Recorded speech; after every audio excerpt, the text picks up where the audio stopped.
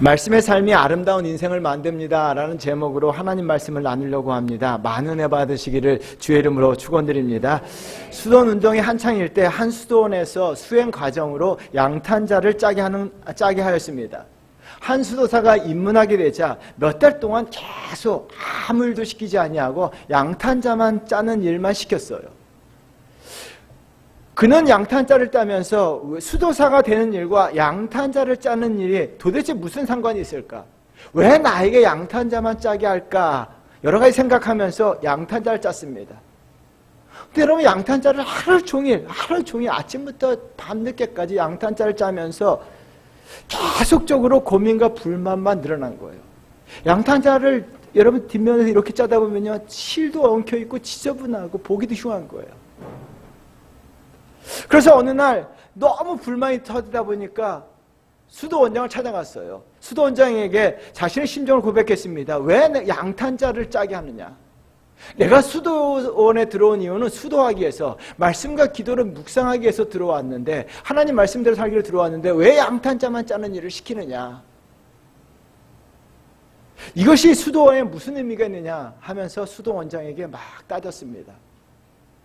그러자 수도원장이요, 지금 짜고 있는 양탄자를 한번 뒤집어 봐라 라고 이야기했어요. 여태까지 뒷면을 바라보면서 열심히 양탄자를 짜서 지저분하고 어지러움인데 양탄자를 뒤집어 보니까요, 아름다운 무늬가 양탄자 앞면에 쫙 펼쳐져 있는 거예요. 그동안 뒷면을 보면서 양탄자를 짰느라고 앞면에 아름다운 무늬를 바라보지 못했습니다. 그리고 나서 수도원장이 이렇게 얘기합니다. 수도하는 일 고통이다. 인생 살아가는 거 고난이다. 삶을 살아가는데 고통과 고난이 없을 수는 없다. 그러나 고통과 고난은 뒷면을 바라보면 힘들고 어지럽고 복잡하지만, 고통과 고난은 내 인생의 앞면을 아름답게 만들어준다. 여러분, 인생은 고통이고 고난입니다. 그러나 뒷모습은 어지럽고 혼란스럽지만, 고난은요, 때로는 내 인생을 아름다운 무늬가 되도록 만들어준다는 거예요. 오늘 본문의 시인은요, 고난이 매우 심하다고 하였습니다. 107절 말씀 우리 한번 같이 읽어보겠습니다. 나의 고난이 매우 심하오니 여호와여 주의 말씀대로 나를 살아나게 하소서. 시인은 자신의 인생에 고난이 매우 심하다라고 고백하고 있습니다. 고난이 심함에도 불구하고 시인이요, 자신의 인생을 양탄자처럼 아름다운 인생의 무늬를 만들어갔다는 거예요. 여러분, 지금 코로나 바이러스로 인해 민족뿐만 아니라 개인의 삶에 모두가 고난을 겪고 있습니다. 눈에 보이지 않는 작은 바이러스로 인해서 민족 전체가, 세계 전체가 고통과 두려움과 의심과 불신 속에 살아가고 있어요. 여러분, 우리 인생의 뒷면을 바라보면요, 정말 마음의 뒷면을 바라보면 다 의심하게 되고 불신하게 되고요, 남의 탓하게 되고요, 두렵고 공포고요, 적대 관계를 맺고 있고요. 고난은 동일하나 고난을 당하는 사람은 동일하지 않다라는 말이 있어요. 똑같은 고난을 당해도 어떤 사람은 절망에 빠지고 어떤 사람은 고난 속에서 희망을 바라본다라고 말을 합니다. 동일한 고난을 당해도요, 고난을 당하는 사람은 동일하지 않습니다. 고난 앞에 완전히 망가지는 인생이 있어요. 인생의 앞면과 뒷면이 다 엉켜지고 망가지는 인생이 있고요, 반면에 고난 가운데서도 인생의 아름다운 무늬를 만들어가는 사람들이 있다는 거예요. 모든 믿음의 사람들은요, 고난을 통해 하나님 앞에 인생의 아름다운 무늬를 만들어갔습니다. 저와 여러분들도 이런 고난 가운데서도 인생의 아름다운 무늬를 만들어가야 될 줄 믿습니다. 여러분, 반드시요, 우리 인생을 아름답게 만들어 가셔야 돼요. 내 삶에 고난이 와도요, 내 삶에 어려움이 와도요, 민족의 위기 앞에서도요, 우리는 끝까지 내 인생을 아름답게 만들어 가셔야 돼요. 인생의 아름다움 만들기 위해서는요, 고난 가운데 말씀과 함께하는 삶을 사셔야 돼요. 여러분, 중요합니다. 고난 가운데 말씀과 함께하는 삶을 살게 될 때 내 인생이 아름다워지는 거예요. 왜 그럴까요? 105절 말씀을 한번 보세요. 우리 한번 같이 읽어보도록 하겠습니다. 주의 말씀은 내 발의 등이요 내 길의 빛이니이다. 주의 말씀은 내 발의 등이요 내 길의 빛입니다. 여러분, 고난 가운데 말씀과 함께하게 되면요, 그 말씀이 나를 빛 가운데로 나의 등이 되어서 빛 가운데로 인도할 줄 믿습니다. 그 말씀이, 하나님 말씀만이 나를 빛 가운데로 인도할 줄 믿습니다. 하나님 말씀은요, 나를 인생의 아름다운 무늬가 되도록 만들어줄 줄 믿습니다. 그래서요, 고난 가운데 우리가 인생의 아름다운 무늬를 만들기 위해서는 하나님 말씀과 함께하는 삶을 사셔야 돼요. 그런데요, 고난 가운데 말씀과 함께하는 것은 결코 쉽지가 않아요.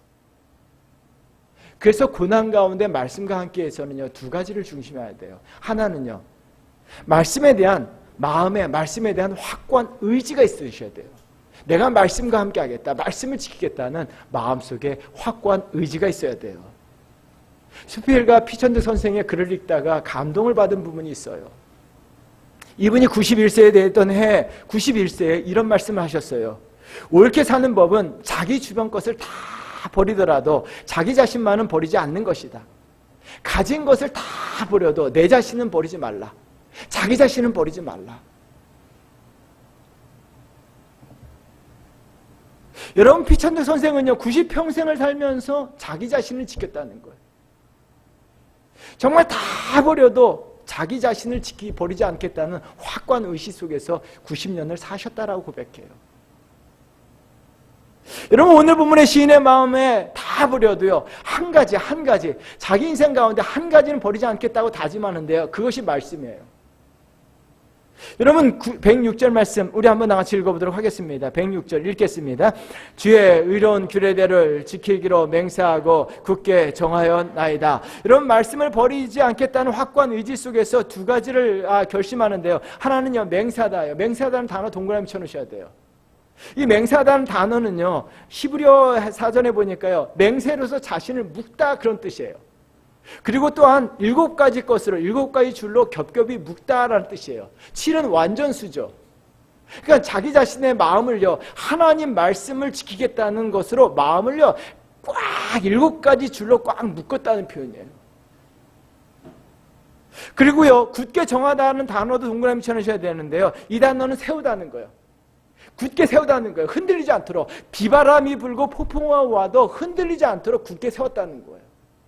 근데 여러분요, 맹세하다와 굳게 하다는 단어, 굳게 정하다라는 단어는요, 문법적으로 보면 현재 완료형이에요. 제가 완료형을 굉장히 성경에서 강조하는데요, 완료형은 무엇입니까? 과거 어느 순간부터 지금까지예요. 내가 하나님 말씀을 지키기로 결심한 그 순간부터 지금까지 변함없이 흔들리지 아니하고 내가 그 말씀을 지키겠다라고 굳게 다짐하고 그 흔들리지 않았다는 거예요.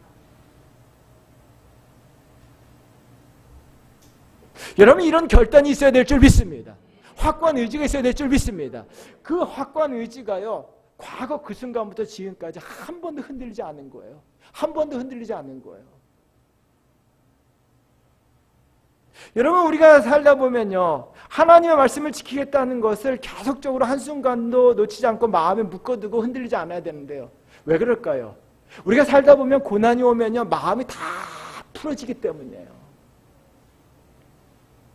스누피라고 하는 짧은 만화가 있어요. 이 만화 속에서 셀리라는 여자아이가 막 줄넘기를 해요. 줄넘기를 하다가 줄넘기 뚝 놓고 펑펑 우는 거예요. 그러자 친구인 라이너스가 묻습니다. 야, 왜 그래? 셀리가 이렇게 얘기합니다. 나 줄넘기를 막 하고 있는데 순간 나도 모르게 다 부질없다는 생각이 들었어. 다 부질없어. 그 순간 눈물이 펑펑 쏟아진 거야. 여러분, 갑자기 부질없다는 생각이 들자 다 눈물이 펑펑 쏟아지는 거예요. 여러분, 고난이 찾아오면요, 마음이 풀어지게 됩니다. 하나님 말씀을 열심히 지켰는데요, 내가 말씀대로 살았는데 고난이 찾아옵니다. 그러면 먼저 드는 생각이요, 마음이 풀어져서 부질없다는 생각이에요. 무엇보다도 나는 신앙생활 열심히 합니다. 주일 성수합니다. 11조도 드립니다. 그런데 착하게 살아갑니다. 착하게 살아가요. 누구보다 착하게 살아가요. 근데 고난이 찾아와요. 근데 저 사람은요, 나쁜 일만 골라야 해요. 모든 사람들이 다 싫어해요. 공공의 적이에요. 근데 잘 살아요. 120억을 한 번에 내놔요. 90세예요, 한국 나이로. 이만희 같은 사람도 보세요. 돈도 많아요. 장수예요. 나쁘지만 골라예요. 나는 하나님 잘 믿는데 그러면 어떻게 합니까? 여러분 이만희 생각하자. 내 주변에 그래. 교회도 안 다니고 얍삽하고 잘 돼요. 나는 성실하고 착하고 새벽부터 열심히 직장 누구보다 일찍 나가고 늦게 오고 진급도 안 돼. 교회도 열심히 다니는데 그러면요. 그리고 내 삶에 고난이 찾아와.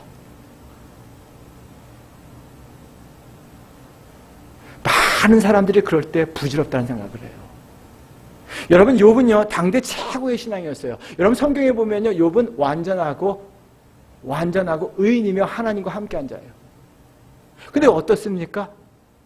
욥이 매일 예배를 드렸어요. 그런데도 고난이 찾아왔어요. 욥이 이런 고백을 합니다. 욥기 한번 21장 7절 말씀 한번 보세요. 우리 한번 같이 읽어보도록 하겠습니다.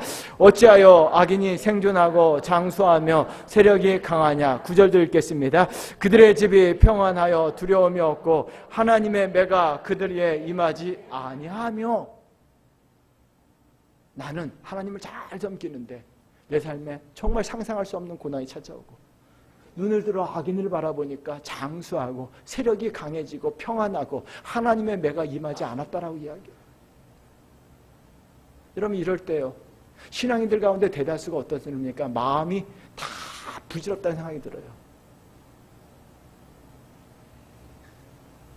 욥은요. 그런데 욥은 어떻게 합니까? 이런 상황 속에서도요. 다 부질없다는 생각을 하지 않습니다. 부질없다는 생각을 하게 되면요. 신앙 버리게 돼요. 믿음 버리게 돼요. 교회 버리게 돼요. 말씀 버리게 돼요. 내가 열심히 신앙생활을 했는데 이게 뭐야 하면서 교회도 버리고 믿음도 버리고 신앙도 버리고 하나님도 버려요. 멀리하게 돼요. 멀리하게 돼요.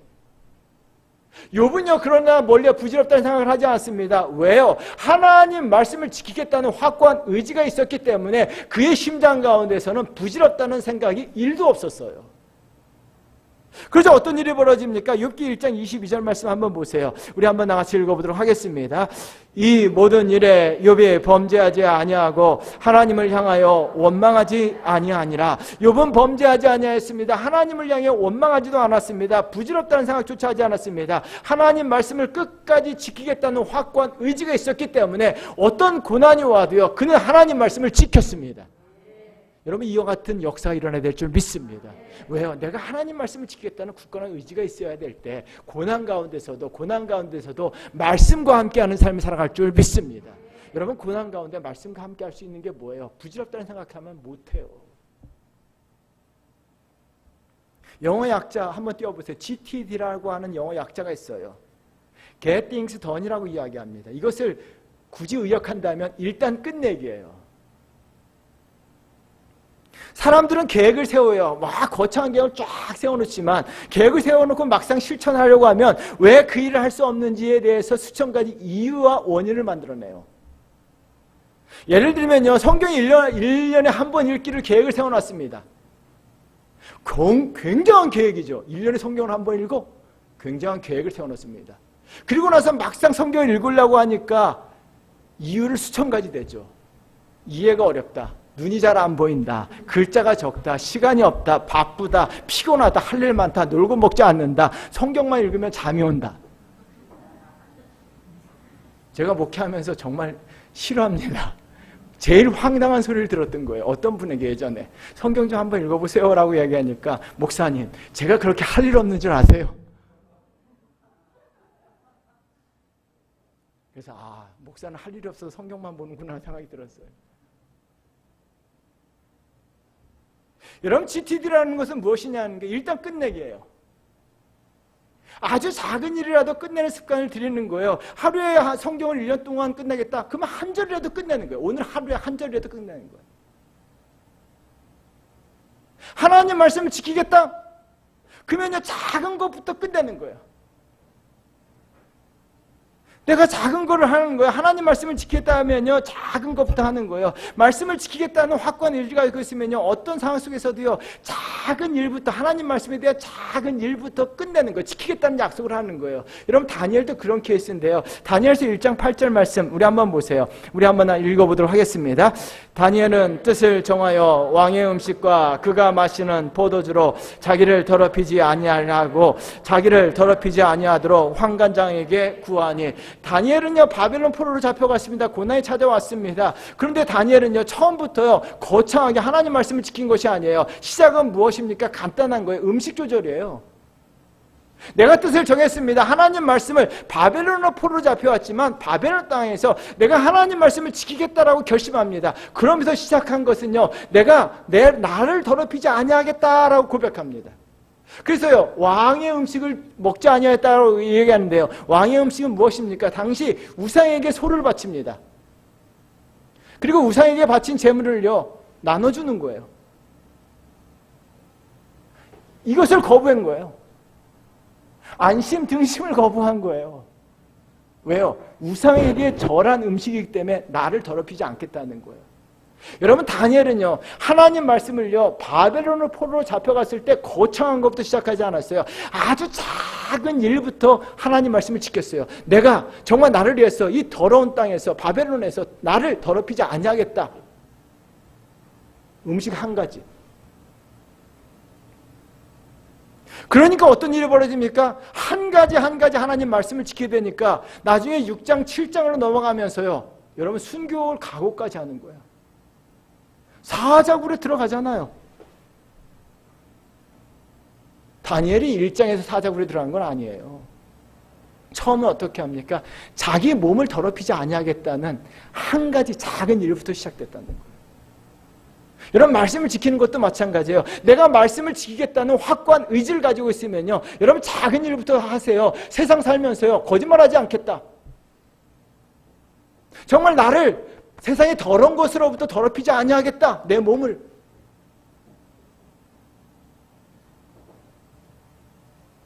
하루에 성경 한 장 읽겠다. 주일 성수 죽어도 하겠다. 내가 하루에 1분이라도 교회를 위해서 기도하겠다. 할렐루야. 그러면 어떤 일이 벌어집니까? 한 가지씩 작은 일이라도 끝내면 나중에요 내 신앙이 어떻게 합니까? 하나님 말씀에 어마어마한 것까지도 지키는 자가 돼요. 이와 같은 믿음의 성도가 되어야 될 줄 믿습니다. 그래서 GTD가 중요합니다. 이것을 내가 확고한 의지를 가지세요. 내가 오늘부터 말씀과 함께 하겠다. 말씀을 지키겠다는 확고한 의지를 갖게 되면요 여러분 하나님 말씀 작은 것부터 지키세요. 내가 오늘 순교하겠다. 순교 못해요.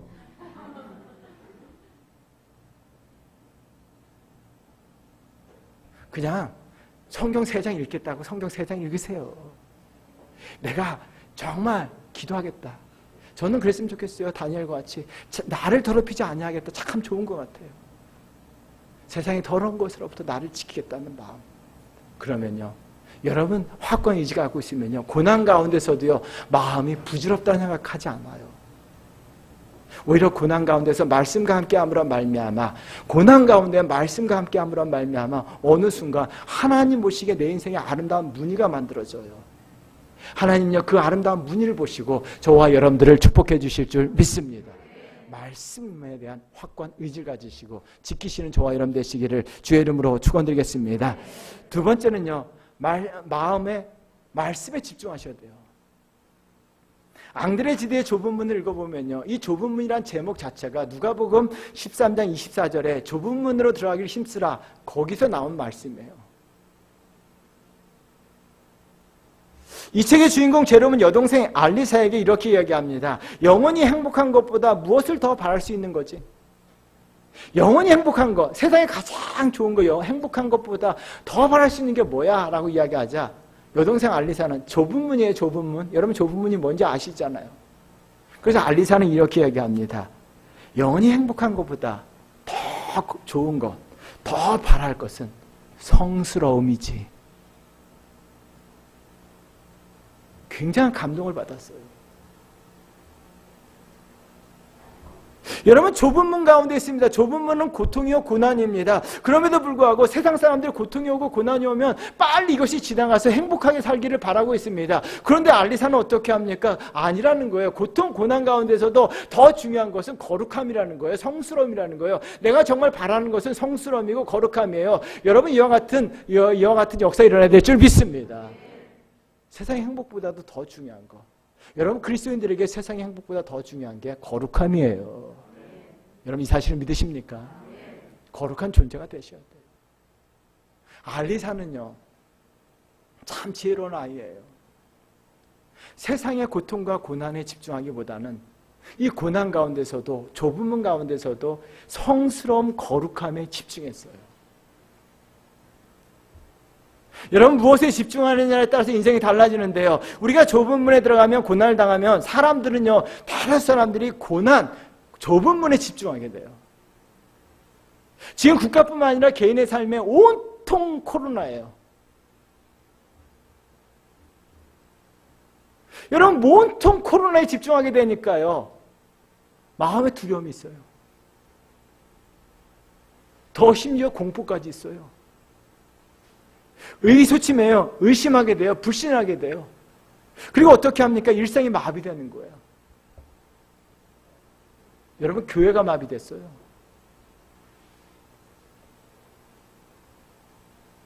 예배도 못 드려요.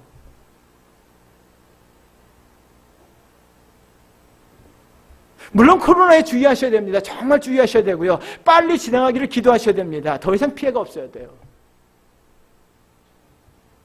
이번 주에 소설가, 시간이 좀 많더라고요. 예배를 안 드리니까 설교 준비를 들으다 보니까. 소설가 김현수의 지지 않는다는 말을 읽다가 참 지혜로운 것을 배웠어요. 이분이요, 한참 더울 8월에 대만 타이베이를 여행하게 되었습니다. 얼마나 더운지 옷을 입고 찜질방 불가마 속을 들어간 것과 동일하다는 표현을 썼어요. 그만큼 더웠다는 거예요. 정말 옷을 입고 호텔 밖을 나가자마자 땀이 비오듯 쏟아지는, 옷이 다 젖을 정도로 더웠다는 거예요. 그럼에도 불구하고 찌는 듯한 더위를 견딜 수 있었던 이유가 두 가지가 있었는데요. 하나는요, 여행이 나흘 뒤에 끝난다는 거예요. 내가 여기를 3박 4일로 왔기 때문에, 3박 4일을 왔기 때문에 4일 뒤에는 여행이 끝난다는 거고, 또 하나 이유는요, 내가 내 인생에서 또다시 타이베이를 올지 없을지 알지 못하기 때문이라는 거예요. 그러므로, 그래서 이분이 선택한 것은 더위보다도 경험에 집중하자. 경험에 집중하자. 그 불볕 같은 더위, 그럼에도 불구하고 하나라도 더 보기 위해서 타이베이 시내를 막 돌아다녔다는 거예요. 그래서 어떤 일이 벌어집니까? 더위가 있는지도 몰랐다는 거예요. 그러면서 이야기합니다. 여행을 하면서 더위에 집중하느냐, 경험에 집중하느냐에 따라서 여행이 달라진다는 거예요. 더위에 집중한 사람은 내가 여기 왜 왔는가 하면서 그냥 더위를 피해서 가만히 있어서 커피만 마시고 있었다는 거예요. 3박 4일 동안요. 타이베이 왔는데 커피만 마시다가 갔다는 거예요. 근데 김현수는요, 경험에 집중하니까요, 온몸은 다 땀으로 젖어 있지만요, 그 타이베이 구석구석을 다니면서 많은 것들을 보고 경험했다는 거예요. 그 시간이 너무나 귀했다는 거예요, 자기에게는요. 그 책을 읽다가 딱 박수를 쳤어요. 여행을 하면서 더위에 집중하느냐, 경험에 집중하느냐에 따라서 여행의 의미와 가치가 달라지듯이 인생도 마찬가지입니다. 더위와 같은 고난에 집중하느냐, 아니면 내 인생 자체에 집중하느냐. 여러분, 고난에 집중하게 되면요, 어떤 일이 벌어집니까? 할 수 있는 것이 아무것도 없어요. 여러분, 코로나 바이러스에 집중하게 되면요, 와, 내 주변에 누가 코로나에 걸렸는가, 늘 그것만 바라봐요. 그리고 문자 오니까 띵동 놀래가지고.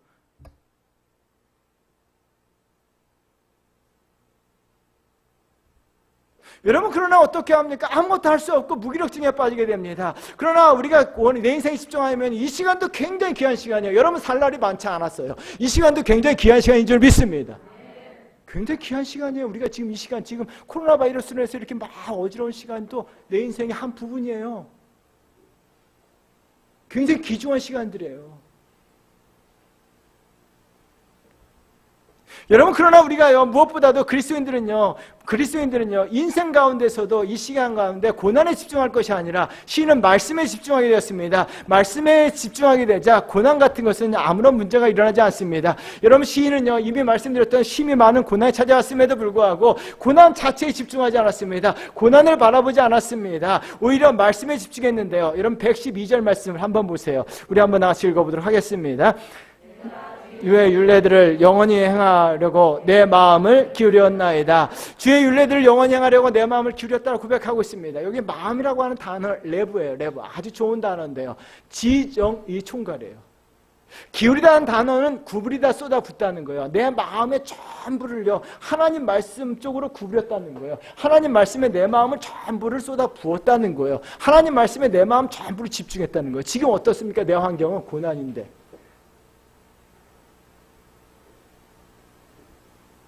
여러분, 중국 속담에 이런 말이 있더라고요. 술에 취한 것이 아니라 사람에 취했다.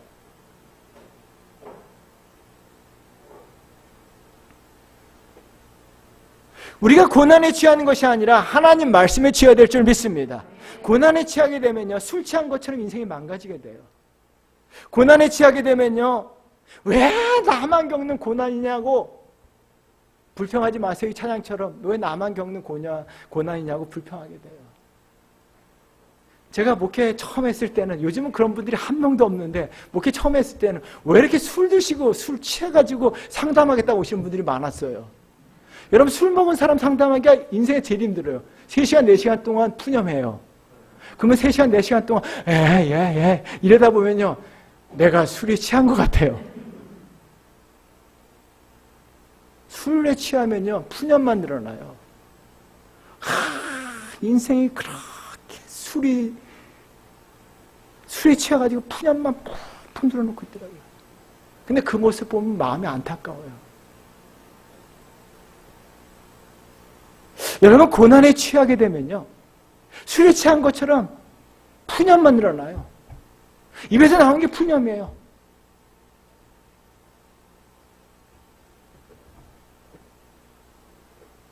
솔제니친의 이반 데니소비치 하루라는 책을 이번 주도 이 책도 읽었는데요. 꼭 읽어보세요. 좋아요.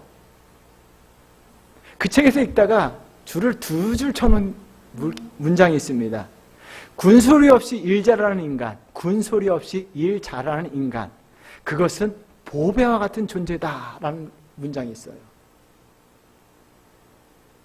시베리아 수용소로 끌려간 거예요. 날씨가 따뜻한 겨울에 영하 20도예요. 영하 41도가 되면 그날 하루 쉰대요. 근데 꼭 영하 40도가 아니라 영하 30도, 38도까지 떨어져요. 여러분, 시베리아 수용소에서 아침에 죽을 줘요. 죽을 주는데 숟갈로 아무리 건져봐도 건더기 하나 나오는 날은 운수 대통한 날이에요. 저녁에 죽을 줍니다. 근데 아무리 들러봐도 건더기가 없어요. 점심에는 200g짜리 빵 하나를 주는 거예요. 그리고요, 꽃갱이를 주고 시베리아 얼은 땅을 파라고 시켜요. 여러분, 언 땅을 파면요, 꽃갱이가 튀어나와요. 그런데요, 이 소설의 솔제니친이 하는 게 뭡니까? 그런 어려운 상황 속에서도 군소리 없이 일 잘하는 인간, 그 사람은 보배와 같다라는 말을 해요. 여러분, 고난에 집중하게 되고, 고난에 취하게 되고, 고난에 집중하게 되면요, 하나님에게 군소리만 늘어나요. 인생에 군소리밖에 없어요.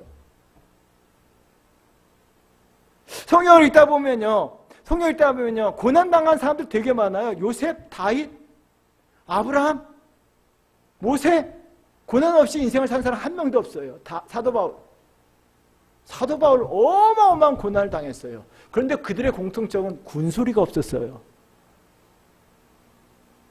사도 바울이 복음을 열심히 전해요. 왜 나만 돌에 맞냐? 요셉이 하나님의 말씀을 열심히 묵상하며 살아가는데 왜 나만? 군소리가 없어요. 군소리가 없는 요셉, 다윗, 사도 바울, 하나님 앞에 보배로운 존재인 줄 믿습니다. 이들은 왜 군소리가 없었을까요? 하나님 말씀에 집중했기 때문이에요. 여러분, 하나님 말씀에 집중하면 어떤 일이 벌어지는가를 한번 보세요. 111절 말씀을 한번 보세요. 줄 쳐놓으세요. 우리 한번 같이 읽어보도록 하겠습니다. 주의 증거들로 내가 영원히 나의 기업을 삼았사오니 이는 내 마음의 즐거움이 됨이니이다. 할렐루야. 내 마음에 무엇이가 되었다고요? 즐거움이. 하나님 말씀에 집중하게 되자 그 말씀이 내 마음의 즐거움이 되었다라고 이야기합니다. 마음이 즐거운데 어떻게 입에서 군소리가 나오겠냐는 거예요.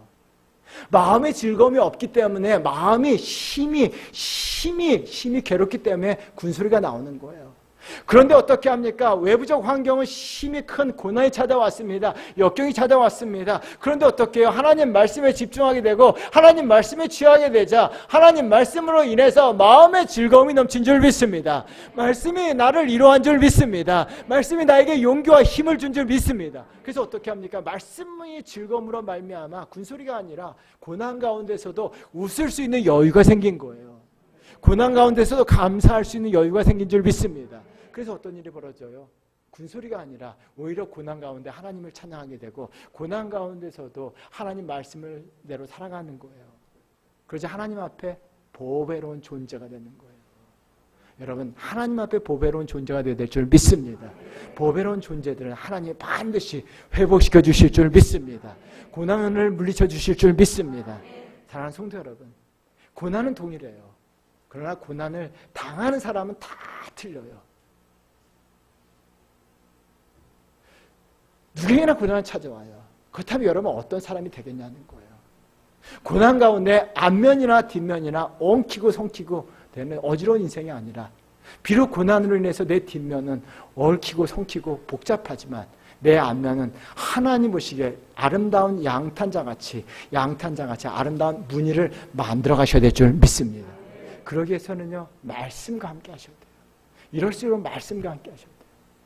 고난이 찾아올수록요, 이 말씀 붙들고 사세요. 말씀을 지키겠다는 확고한 의지 흔들려서는 안 돼요.